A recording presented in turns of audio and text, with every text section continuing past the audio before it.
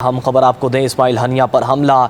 ईरानी पासदारान इनकलाब ने मगरबी मीडिया के दावे मुस्तरद कर दिए। ईरानी फौज ने अपने बयान में कहा है कि हमास रहनुमा इस्माइल हनिया को कम फासले से मार करने वाले मिसाइल से निशाना बनाया गया है। मिसाइल में 7 किलोग्राम का वारहेड इस्तेमाल किया गया। ईरानी पासदारान इनकलाब के मुताबिक ईरान का बदला शदीद होगा, मुनासिब वक्त और जगह पर बदला लेंगे। इस्माइल हनिया को शॉर्ट रेंज प्रोजेक्टाइल से निशाना बनाया गया। इसराइल ने अमेरिका की मुजरिमाना हुकूमत की हिमायत से मंसूबा अंजाम दिया। आपको बताएं कि इस्माइल हनिया पर हमला, ईरानी पासदारान इनकलाब ने मगरबी मीडिया के दावे मुस्तरद कर दिए हैं। मज़ीद जानेंगे, हमारे साथ मौजूद होंगे ब्रिगेडियर रिटायर्ड राशिद मिन्हास हमारे साथ मौजूद हैं।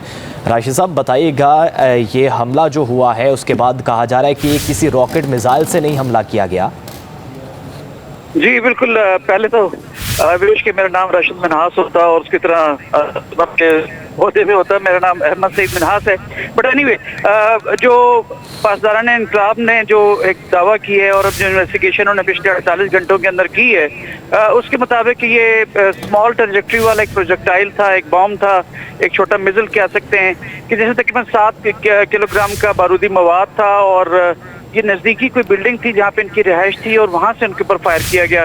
पहले एक एंटिसिपेशन थी कि शायद ये किसी हाई लेवल प्लेटफॉर्म के ऊपर से किसी ड्रोन के ऊपर से मिसाइल फायर किया गया जो कि इंतहाई प्रिसीजन होगा और यहाँ पे आएगा, लेकिन अब इन्वेस्टिगेशन के बाद चीज़ें खासी क्लियर हो चुकी हैं। ये चीज़ वाज़े तौर पर एक जो परसेप्शन है उसको वाज़े करती है कि जो ईरान की इंटेलिजेंस है बेसिकली उसका फेलियर है और वहाँ पे जो इजरायली एजेंट्स है जो कि ईरान के अंदर जो है वो एक गाप के अंदर एक कवर के अंदर जो काम कर रहे थे उनकी तरफ से एक कामयाब कार्रवाई थी।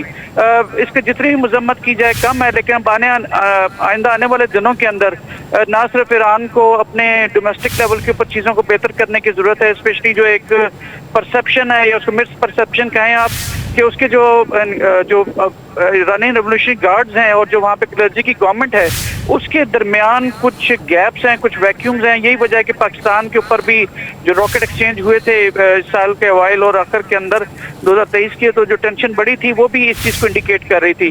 तो एक तो ये वाज़ेह तौर पर ये चीज़ सामने उभर के आई है। अब वो कहते हैं कि हम अपनी मर्जी की जगह पे और टाइम के ऊपर इसके ऊपर रिएक्ट करेंगे। बिल्कुल ईरानियन रेवोल्यूशनरी गार्ड्स और उसके जो ट्रुप्स हैं वो बैटल हार्डन है और इराक के साथ लंबी जंग लड़ चुके हैं, तो वो एक बिल्कुल उनकी काबिलियत उनके कैपेसिटी में है कि वो ऐसी जो है वो जो उसकी जवाबाना कोई जो है वो उसकी कार्रवाई करें। लेकिन क्या वो इतने लंबे फासले के ऊपर से ईरान से कुछ चीज़ फायर करके साइड में कोई चीज़ गिरा सकते हैं मिसाइल की सूरत में? तो बदकिस्मती से वहाँ पर भी जो एक तफरका है मुस्लिम उम्मा के दरमियान, जिसमें कि जॉर्डन ने और इजिप्ट ने वाज़ेह तौर पर एक पोजीशन ली है कि हम कोई भी आने वाला जो प्रोजेक्टाइल है, ये मिसाइल है, ये ड्रोन है, उसको हिट करेंगे। तो ये बड़ी एक वाज़ेह तौर पे एक डिफरेंस को दिखाती है।